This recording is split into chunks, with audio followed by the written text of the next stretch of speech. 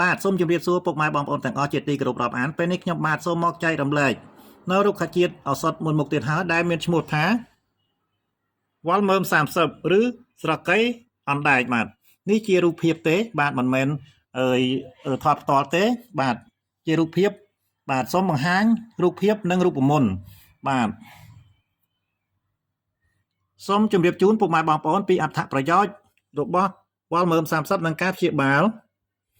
ឬប្រើសម្រាប់លើកកម្លាំងបញ្ចេញឆ្លេះបាទបញ្ចុះនោមខ្សោយសរសៃ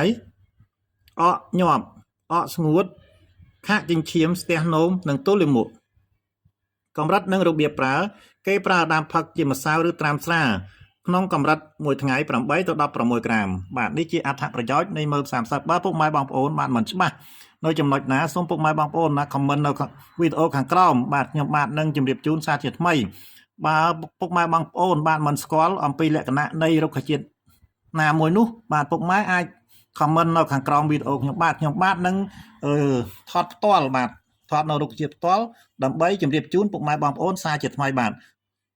សូមអធិស្ឋានរាល់កំហុសឆ្គងសូមអរគុណសូមជម្រាបលាបាទ